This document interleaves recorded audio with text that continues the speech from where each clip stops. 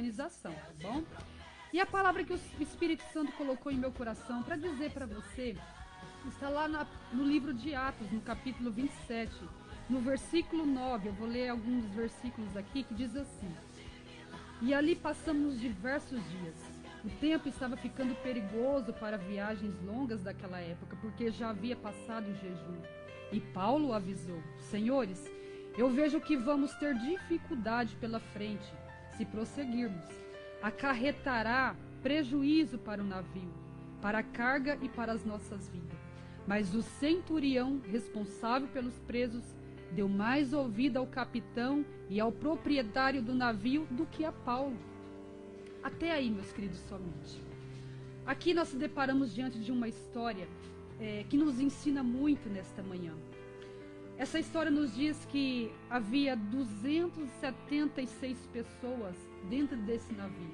E eles estavam indo de um lugar para o outro, sendo transferidos, né? Mas eram todos presos. Eram todas pessoas que estavam sendo acusadas por alguma situação. E Paulo estava juntamente com eles, porque Paulo tinha sido preso há algum tempo por causa da palavra do Senhor. E eu já abro aqui um parênteses, aqui uma aspas, para dizer para você, porque essa história diz que Paulo estava naquele meio e ele foi preso. Ele foi preso por causa da palavra do Senhor. Olha o que o Espírito Santo colocou no meu coração. O Espírito Santo colocou em meu coração que Paulo, o grande missionário, profeta, né, que o Senhor estava usando naquele tempo, ele foi preso por causa da palavra, né? Porque aquele tempo o povo era muito perseguido. Mas não é diferente nos dias de hoje. Eu sei que as perseguições podem não acontecer da maneira em que aconteciam, exceto em alguns países, porque existem algumas perseguições drásticas, né, em alguns países. Mas perceba que o Espírito Santo manda dizer para alguém que eu tenho certeza que essa palavra tem uma direção certa. E você às vezes reclama para os céus, reclama para o Senhor, né, sobre perseguições. E às vezes você para de ir à casa do Senhor porque o irmão não te saudou na porta, porque o irmão não te saudou no caminho, né? Ou seja, na estrada, nas ruas. Às vezes você está se esquivando da presença da casa do Senhor porque alguém te olhou de cara feia, porque talvez alguém disse algo que não era para ser dito. De alguma forma você deixou de adorar o Senhor, deixou de fazer a vontade do Senhor porque de alguma forma alguém te perseguiu. E antes de entrar dentro dessa palavra, eu não estou fugindo da palavra, mas o Espírito Santo me manda dizer isso. E às vezes você deixa de ir para a igreja, né? Porque alguém não olhou para você, não te saudou. E esse texto nos diz que Paulo foi preso por causa da palavra do Senhor. Olha como que esse homem foi perseguido. E hoje essa lição nos dá um grande ensinamento. Ei, meu querido, minha querida, que me ouve, que me assiste, não permita que esse tipo de situação te impeça de receber milagres do Senhor. Não permita que certas circunstâncias banais te impeçam de ir à casa de adoração adorar o nome do Senhor. Eu sei que aqui todos estão me ouvindo. Aqui tem pessoas de várias religiões e esta palavra está indo de encontro à tua vida. Talvez você deixou de servir a Deus em sua denominação por causa de uma situação em que você viveu. O Espírito Santo me traz a este momento para dizer para você: vigie, toma cuidado, abra teus olhos espirituais, porque o que Deus tem reservado para você é bem maior. O que Deus tem prometido para você é grande demais. E a palavra de Deus nos diz assim: aquilo que os seus olhos não viu, aquilo que não chegou aos seus ouvidos, aquilo que não chegou, não desceu ao teu pensamento, é o que o Senhor tem preparado para você. Então, meu querido, minha querida, você que tem se entristecido por alguma situação, abra teus olhos espirituais nessa manhã e deixa a palavra ser cura, ser libertação para a tua vida, em nome do Senhor Jesus. Então, aqui eles estavam dentro de um navio, de um lugar para o outro. Mas Paulo, sendo um servo do Senhor, sendo um profeta do Senhor, aqui nesta história, então Paulo, ele traz um alerta, ele diz assim: senhores, não é bom que nós saímos aqui deste lugar, porque se nós sairmos daqui, nós vamos encontrar dificuldades à frente, dificuldades que talvez vai fazer com que nós percamos tudo e percamos até mesmo a nossa vida. Eu não vou ler a história toda, porque a história é um tanto grande, mas se você abrir a sua Bíblia, no livro de Atos, no capítulo 27, do versículo 9 ao 44, você vai se deparar com uma história tremenda que vai nos ensinar aqui nesta manhã. Primeiro, os perigos de não ouvir a voz de Deus. Esse homem, a palavra do Senhor hoje, Paulo, nos ensina isso. Em que circunstâncias eu deixo de ouvir a voz de Deus?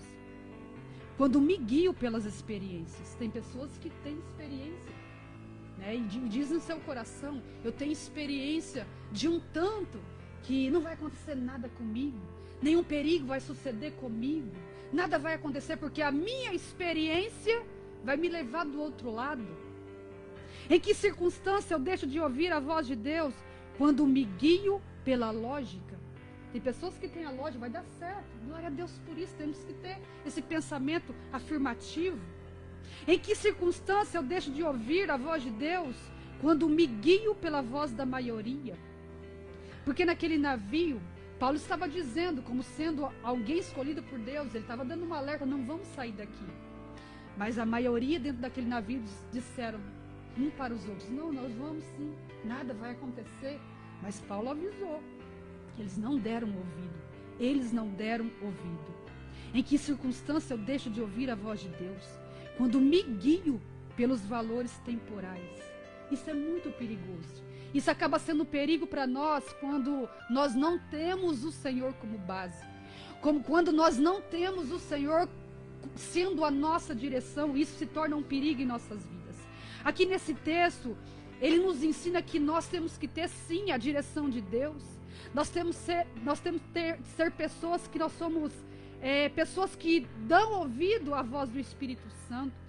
Eu sei que talvez no seu dia a dia, tantos trabalhos que nós estamos, né? Meu esposo acabou de chegar, está na correria do trabalho. E talvez nós trabalhamos tanto, nós estamos tão afadigados no nosso dia a dia, com os nossos compromissos, com as nossas tarefas, que nós tiramos as nossas próprias conclusões. Nós fazemos segundo o nosso pensamento, segundo a nossa intenção. A pergunta para você nessa manhã é: você tem ouvido a voz de Deus? Essa pergunta que você fez para Deus, talvez essa semana, esses dias, talvez hoje, quem sabe. Você fez uma pergunta para Deus, Deus ele já te respondeu?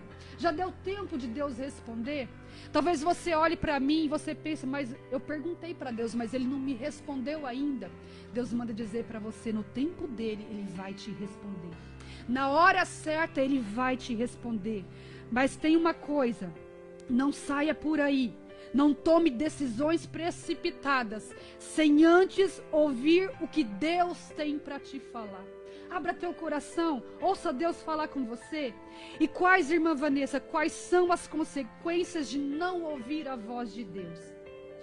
Aqui o texto nos diz que eles começaram a enfrentar grandes tempestades, ondas contrárias, e os perigos vieram. E qual foi a situação, as circunstâncias que vieram a acontecer?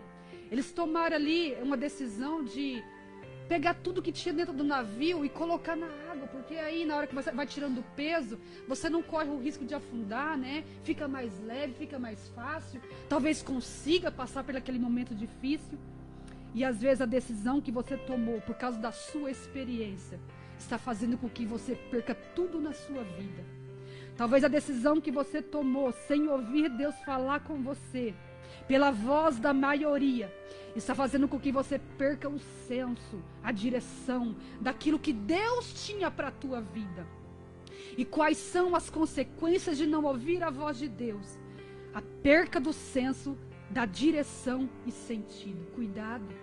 Cuidado, porque talvez você está perdendo a direção, está perdendo o sentido das coisas.